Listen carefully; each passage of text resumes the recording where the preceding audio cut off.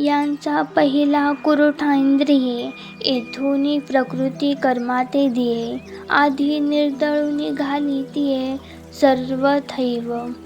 याचा अर्थ, तर यांचे पहिले आश्रयस्थान इंद्रिय आहेत आणि तेथूनच कर्माच्या प्रवृत्तीचा जन्म होतो. म्हणून आधी इंद्रियांचे सर्व प्रकारे दमन करावे. त्याने काम क्रोधाचे बळ पूर्णपणे संपेल. भगवंत अर्जुनाला म्हणाले, हे अर्जुना, तू प्रथम इंद्रियांचा वश करून ज्ञान आणि विज्ञान यांचा नाश करणाऱ्या कामरूपी पाप्याला निश्चयपूर्वक मारून टाक. इंद्रिये जोपर्यंत मोह उत्पन्न करीत नाहीत तोवर काम मनात उत्पन्न होत नाही. इंद्रियांनी विषय दाखवला की काम त्यावर झेप घेतो. मग नेहमीच इंद्रियांद्वारे संकल्प करीत असते. मनाचा संकल्प झाला की बुद्धीचा निश्चय होतो. इंद्रियांचे दमन केले तर मनाचे बुद्धीचे आपोआपच दमन होते. प्रामुख्याने इंद्रिय दमनाचे 3 उपाय शास्त्रात दिले आहेत.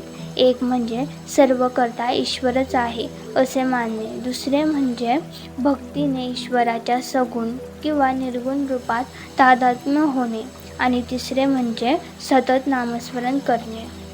जन्म, मृत्यू, वार्धक्य आणि व्याधी हे 4 प्रकारचे दोष आणि दुःखे आहेत. मानवाने या दुःखाचा, दोषांचा सतत विचार करावा, चिंतन करावे. त्यामुळे वैराग्याचा बोध होतो. मग काम आपोआपच नाश पावतो. या चिंतनाच्या जोडीला चैतन्यमय आत्म्याच्या निरंतर स्थितीचा नित्य अभ्यास करावा. देह, इंद्रिये, काम, बुद्धी, आत्मा असा चढता क्रम लक्षात घ्यावा. देह जड अशाश्वत आहे, तर आत्मा निर्गुण निराकार आहे. तो हवा असेल तर इंद्रिये जिंकली पाहिजेत, मन जिंकले पाहिजे, बुद्धी जिंकली पाहिजे, तरच आत्म्याला प्राप्त करता येईल. हा आहे या ओवीचा अर्थ. आता पाहूया आपण पुढील ओवीचा अर्थ. धन्यवाद.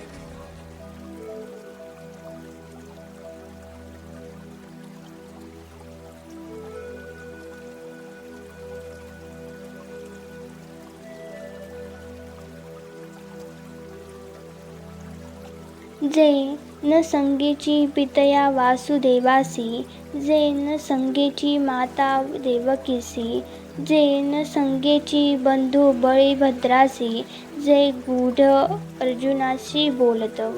आता पाहूया याचा अर्थ. जे गूढ ज्ञान त्याने पिता वासुदेव याला सांगितले नाही, माता देवकीला सांगितले नाही, बंधू बलिभद्राला सांगितले नाही आणि ते तो अर्जुनास सांगत आहे. निवृत्तीनाथ हे ज्ञानेश्वरांचे गुरु, भगवत गीतार्थ ज्ञानेश्वर माऊली निवृत्तीनाथ व शत्रुघ्न यांना सांगत आहेत. सद्गुरू म्हणतात, आज कानांचा भाग्योदय झाला आहे, कारण आज गीतेचा ठेवा आम्हास मिळाला आहे. कधीच विवेकाची कथा, त्यात श्रीकृष्ण जगजेठी कथा सांगणारा व भक्त शिरोमणी अर्जुन ऐकणारा. मग काय, पंचम स्वर आणि सुवास व उत्तम माधुर्य यांचा गोड मिलाफच म्हणायचा. अमृताची ही गंगाच म्हणायची. ते ज्ञानदेवांना म्हणतात, आता तू लवकर आम्हाला कृष्णार्जुन यांचा संवाद कथन कर. धृतराष्ट्रही ही युद्धकथा ऐकायला तत्पर झाला होता. तो सारखा संजयाला पुढे काय असे विचारत होता. ज्ञानेश्वर माऊली म्हणतात, हे गूढज्ञान श्रीकृष्णाने आपले पिता वासुदेव, माता देवकी व बंधू बलराम यांनाही सांगितले नाही. ते गूढज्ञान श्रीकृष्ण अर्जुनाला सांगत आहेत. श्रीकृष्ण व अर्जुन यांच्या प्रेमाचे सुख साक्षात लक्ष्मीलाही दिसले नाही. ते आज फक्त अर्जुनाला लाभत आहे. अर्जुनाविषयी असणाऱ्या प्रेमासाठी निर्गुण निराकार भगवंत सगुण साकार झाले. एरवी हा भगवंत योग्यांनाही सापडत नाही. वेदही याला जाणू शकले नाहीत. धान्याचीही नजर येथपर्यंत पोहोचली नाही. असा हा अनादी अनंत निश्चल व आत्मस्वरूपी भगवंत अर्जुनासाठी कृपावंत झालाय.